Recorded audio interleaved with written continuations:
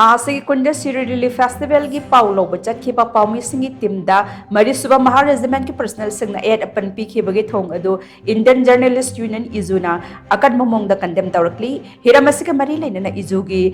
सबीना इंद्रजीत ने थादोरक चेरोल मन high पाउमी सिंगी team अदु director of information and public relations DIPR ना सिंदुना मणिपुर स्टेट ट्रांसपोर्ट की बस अमदा चतखिबनी अदोमैनमक बस अदुना ग्वालटाबी चेक पॉइंट योरकबदा सेक्रेटरी पर्सनल सिंग अदुना खामलगा बस अदुदा थारिबा मणिपुर हाइबा वाही अदु लौथोकनबा खंगनखिबनी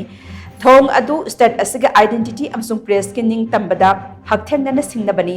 थोंग अदुबु यानिंगदबा फोंगदोक्तना पाउमी सिंग अदु मखातान उखरुल तमना चटपगी महुत्ता इम्फाल रोमदा हलखी सेक्रेटरी पर्सनल सिंगी थोंग अदु पाउमी सिंगना मियामदा मरिक चुंबा पाउ फंगनबा होटनरिबा सिंग अदु नमसिनबा होटनबनी अमदी पाउमी सिंगना मथौ तौबदा अपनबा पीबनी हाइना इजुना लवी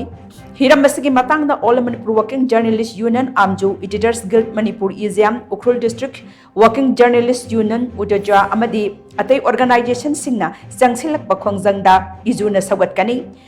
थौदोक अदुगी मतंगदा इजुगी प्रेसिडेंट सु ओइरिबा प्रेस काउंसिल ऑफ इंडिया के हानेगे मेंबर गीता थर्था पथकना हाई सेक्रेटरी पर्सनल सिंगना चथरखिप थोंग अदु प्रेस की निंगतंबा अमदी डेमोक्रेसी की मायोक्तनी मसागी मथौ तौब चलिबा पाउमी सिंगना तोंगबा गारी अमदा मसागी मरमदमगी ममिंग लौथोकनबा खंगलकपा हाइबसी नुंगनांगनिंगाई ओइबा थौंग अमनी हिरमसिगी मतंगदा इन्वेस्टिगेशन चथदुना जेनबसिंगी मथक्ता एक्शन लौगदबनी सेक्रेटरी फोर्स सिंगना जर्नलिस्ट सिंगबु इकाई खुमना फमथोकी हाइना फोंगथोकी हाइना सुचेरोलिसना मखाताना फोंगदोरक्ले।